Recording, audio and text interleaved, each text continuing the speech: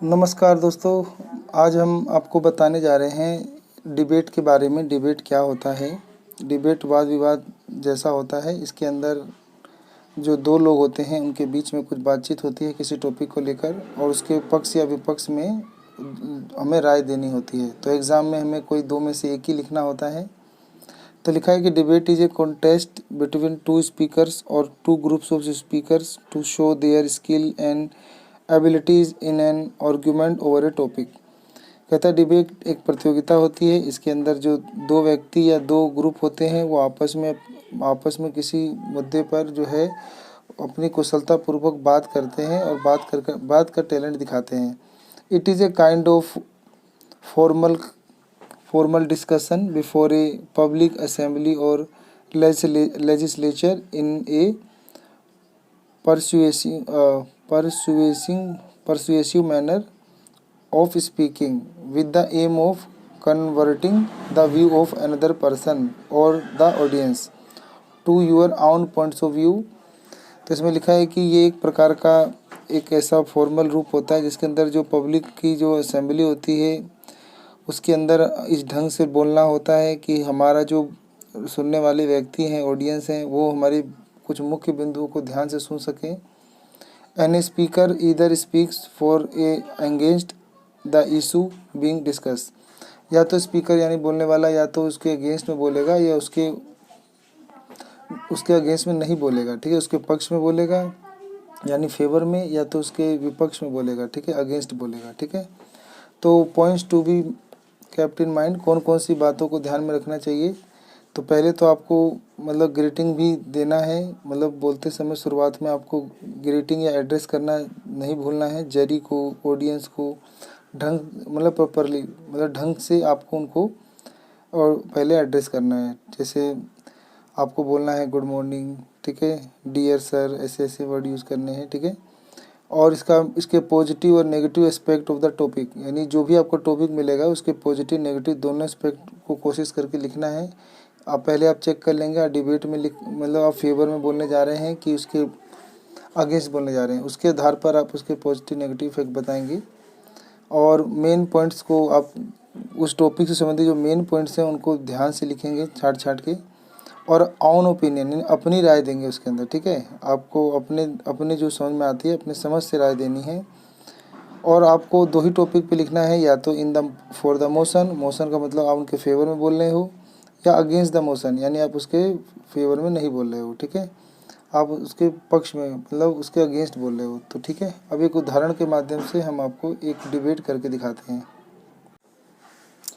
तो डिबेट है हमारा कि सम पीपल फील्स दैट, कुछ लोग महसूस करते हैं कि electric media TV news will bring about the end of the print media newspaper. तो कुछ लोग ये अनुभव करते हैं कि जो इलेक्ट्रॉनिक मीडिया है जैसे टीवी न्यूज़ वाले, उन्होंने एंड कर दिया है, समाप्त कर दिया है प्रिंट मीडिया यानी न्यूज़पेपर को उन्होंने समाप्त कर दिया है, ठीक है।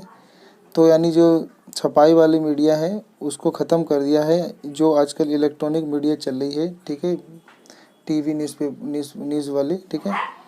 तो राइट मतलब व्हाट आर योर व्यूज़, तो कहता है आपका दृष्टिकोण क्या है ऑन द इशू, इस इशू पर, यानी ये जो विवाद चल रहा है, समस्या है, इस पर आपका क्या मतलब दृष्टि है। राइट ए डिबेट, आपको एक डिबेट लिखना है, वाद विवाद लिखना है। ईदर फॉर और अगेंस्ट दिस व्यू, आपको इस व्यूज़ में या तो इसके फॉर माने इसके फेवर में बताना है या फिर अगेंस्ट, इसके आपको अगेंस्ट बताना है। तो ज़्यादातर हमें मर्जी होती है कि हम पेपर में दोनों ना लिखें, हम दोनों में से कोई एक लिखें, या तो अगेंस्ट में लिखें या फिर फेवर में लिखें, ठीक है। तो अभी मैं इसके फेवर में ही लिखने जा रहा हूँ, तो यहाँ पे लिख दूंगा for the motion. For the motion मतलब हम इनके फेवर में बोलने जा रहे हैं, तो लिख देंगे यहाँ पे ऊपर हेडिंग फॉर द मोशन, और अब यहाँ से आप जो है ये लिखना शुरू कर सकते हो डिबेट, ठीक है। तो डिबेट लिखने के लिए पहले आपको एड्रेस करना है लोगों को जो भी वहाँ पे मतलब सुन रहे हैं हमारी बात। तो respected principal members of the jury, teachers and my dear opponents. तो कह रहा है कि सामान्य प्रधानाचार्य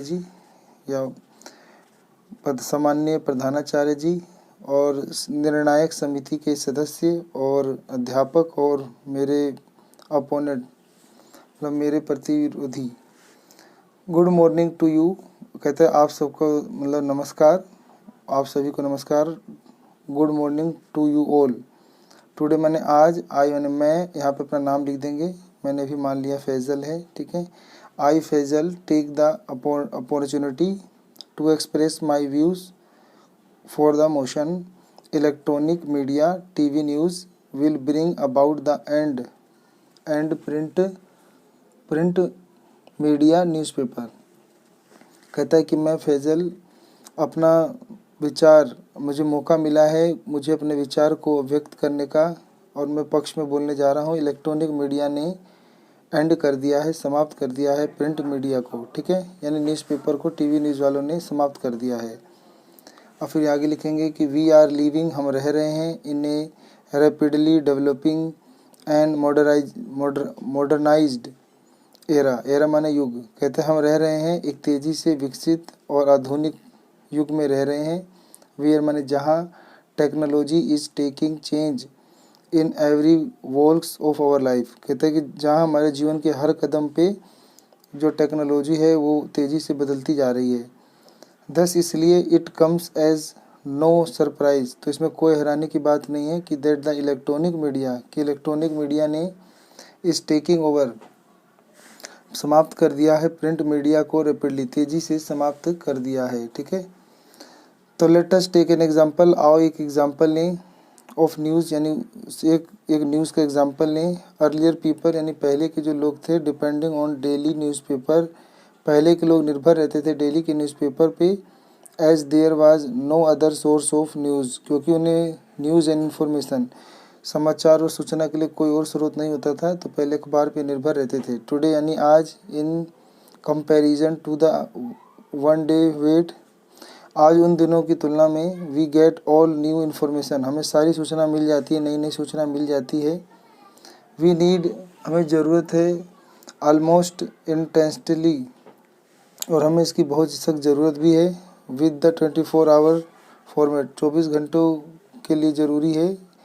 we have access the better and fast flowing news and information, अब हमारे पास एसेस माने पहुंच हो जाती है, बेटर माने अच्छे और तेज़ गति से चलने वाले समाचार और सूचनाओं की हमारे पास पहुंच जल्दी आ जाती है, यानी हमें बहुत जल्दी से सूचनाएं मिल जाती हैं। फर्दर, इसके अतिरिक्त जो न्यूज़पेपर हैं, cater to only the urban educated section of the society, इसके अलावा जो न्यूज़पेपर अखबार हैं उनका चलन केवल शहरी, अर्बन माने शहरी क्षेत्रों में जो एजुकेटेड पढ़े लिखे लोग हैं, सेक्शन माने वर्ग है, पढ़े लिखे लोगों का जो वर्ग है, सोसाइटी माने समाज में, वहीं चलती है बस। वाइल द इलेक्ट्रॉनिक मीडिया, जबकि जो इलेक्ट्रॉनिक मीडिया है, कार्टर्स माने चलन में है, चलता है, to every individual making the world an inclusive society, ये कहता है कि पूरे संसार में हर व्यक्ति के पास चलता है, पूरे समाज में मतलब बेरोक टोक चलता है। The best part of the electronic media is that, electronic media का सबसे बेहतरीन भाग यह है कि इट गिव्स पिक्चर, कि ये हमें तस्वीर दिखाते हैं, and scenes of the place of incident, यानी घटनाओं के स्थानों को भी दृश्य दिखाते हैं, which make the information much more relevant, जिससे हमें सूचना बहुत ज़्यादा वास्तविक एंड ऑथेंटिक यानी सच्ची मिलती है, सच्ची सूचनाओं मिलती हैं। इन एडिशन, इसके अलावा या इसके साथ साथ ई मीडिया यानी इलेक्ट्रॉनिक मीडिया जो है, इज़ आल्सो एनवायरमेंटल फ्रेंडली, यह पर्यावरण मित्र है क्योंकि इससे प्रदूषण नहीं होता, क्योंकि न्यूज़पेपर वगैरह को पढ़ने के बाद फेंक देते हैं। Therefore electronic media is preferred bye all, इसीलिए इलेक्ट्रॉनिक मीडिया को अब हर कोई पसंद करने लगा है। And this will soon take over print media, इसीलिए जल्दी ही ये टेक कर लेंगे, ये स्थान ले लेंगे, प्रिंट मीडिया का स्थान ही ले लेंगे। थैंक यू माने धन्यवाद, तो यहाँ पर हम एक्सक्लेमेशन मार्क से थैंक यू लेके समाप्त कर देंगे। तो ये हमारा डिबेट था जो ख़त्म हुआ, ठीक है। आप सबका अपना कीमती समय देने के लिए धन्यवाद।